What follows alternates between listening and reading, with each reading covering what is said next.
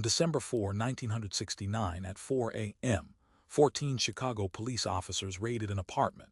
The FBI had already supplied them with a floor plan with the exact location of the bed where Fred Hampton slept. Hampton was 21 years old. He never woke up, and the government spent years calling it a shootout. But here's the thing, that's not even the case that should scare you most. Welcome back, folks. Today we are cracking open a file that powerful people have spent decades trying to keep nailed shut. We're talking about secret police murders and government cover-ups. Not the tinfoil hat kind, not the trust me bro kind, but the documented, court-settled, congressional record kind. The kind where governments admitted they lied, paid out millions in hush money, and still somehow walked away clean. We are going to look at proven cases, credible critics who saw the patterns nobody wanted to see. And because this is this channel, the wilder theories orbiting the verified truth like very paranoid little moons. Strap in.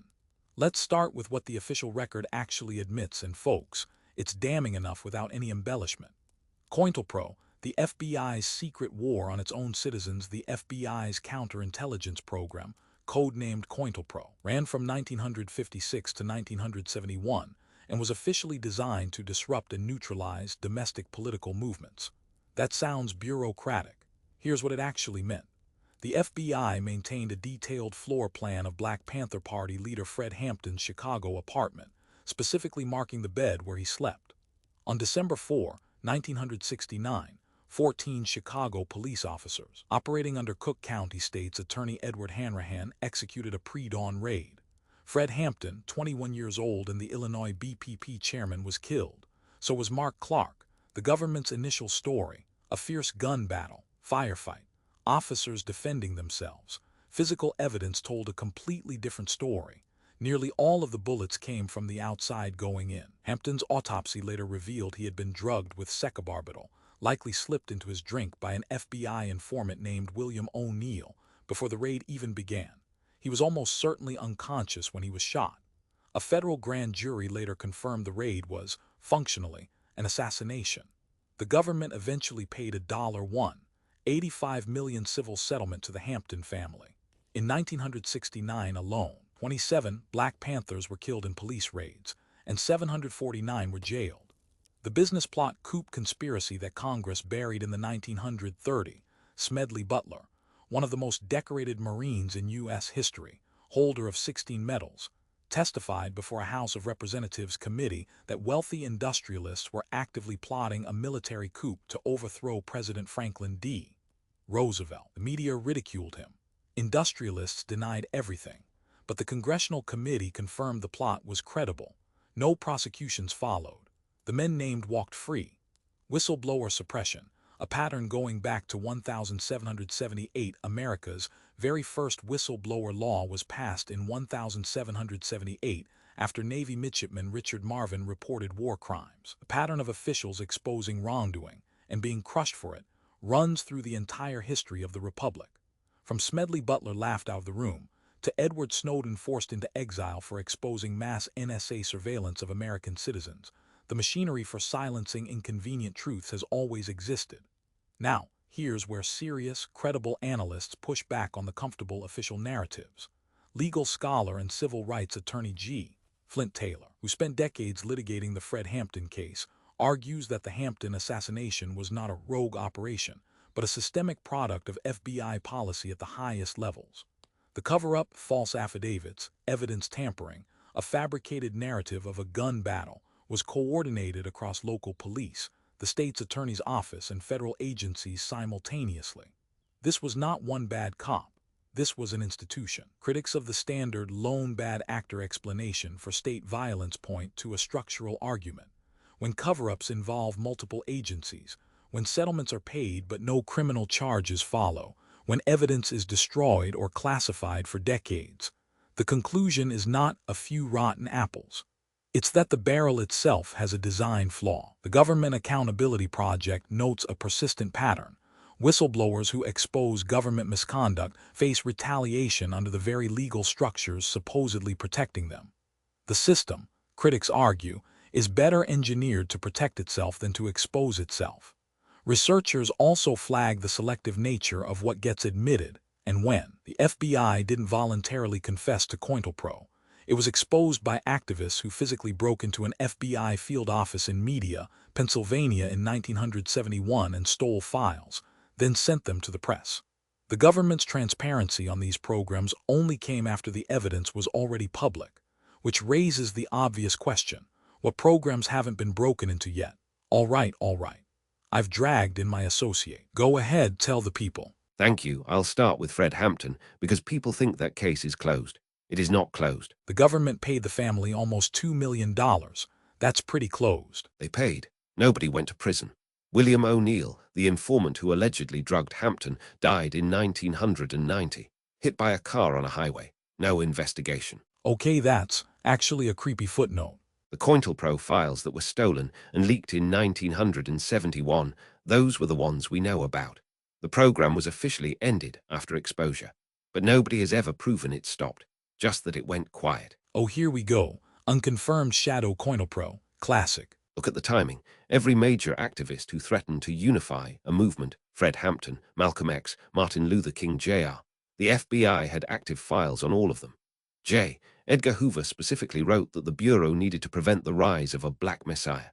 Those are his words in his documents. Okay, but that's documented, not a theory. Exactly my point. Moving on before my blood pressure does something interesting. The business plot. Smedley Butler, 16 medals, most decorated Marine alive, goes to Congress and says wealthy industrialists are recruiting him to lead a fascist coup against Roosevelt. Congress confirms the threat is credible. And then nothing. No arrests, no trials. The men named are never charged. The media called him a crank at the time. The same media owned by the same industrialists he was accusing. Follow the money. Who benefits from discrediting the most decorated soldier in America? The people he's pointing at. You cannot be serious with this right now. I'm very calm. You should be less calm. Get a load of this. Okay, Jeffrey Epstein, I know you have thoughts. Jeffrey Epstein maintained a private island. He had a guest list that included heads of state, intelligence figures, billionaires. He was arrested in 2019. He was placed in a federal facility. He was taken off suicide watch. His cellmate was removed. The security cameras malfunctioned. The guards fell asleep, and he died. The official ruling is suicide. The medical examiner hired by the Epstein family said the injuries were more consistent with homicide by strangulation. The federal guards responsible were arrested for falsifying records. They admitted they weren't monitoring him. Someone with that client list, who benefits from him not testifying. You know what? I'm not even going to argue that one. That one just sits there. It does. Seth Rich, DNC staffer, shot in Washington, D.C. in 2016. What's the theory? The D.C. Metropolitan Police ruled it a botched robbery. His wallet, phone, and valuables were not taken. Robbers who don't rob. Bold strategy. I'm not saying I know who did it. I'm saying the official explanation has a material problem. And when investigators started looking at who might have had motive, the story got aggressively buried. That's not a conclusion, it's a pattern. Okay, I'll give you the pattern. You're getting one more. The NSA and mass surveillance. Edward Snowden revealed in 2013 that the U.S. government was collecting the phone records and digital communications of millions of ordinary American citizens without their knowledge. He exposed it. He had to flee the country.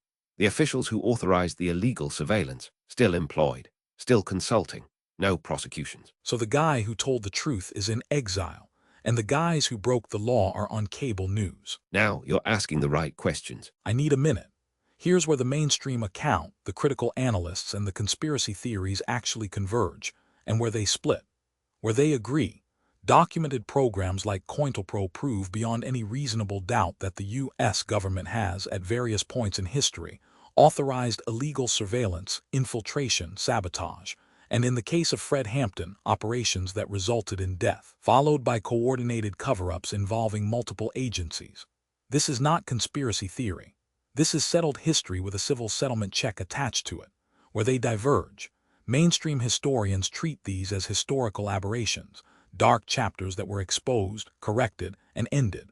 Critical scholars and civil liberties researchers argue they represent a structural tendency that reform efforts have never fully addressed, only driven underground. Conspiracy theorists go further, arguing that every suspicious death of a politically inconvenient figure, from activists to witnesses to investigators, is part of a continuous, coordinated, ongoing program of state-sanctioned elimination.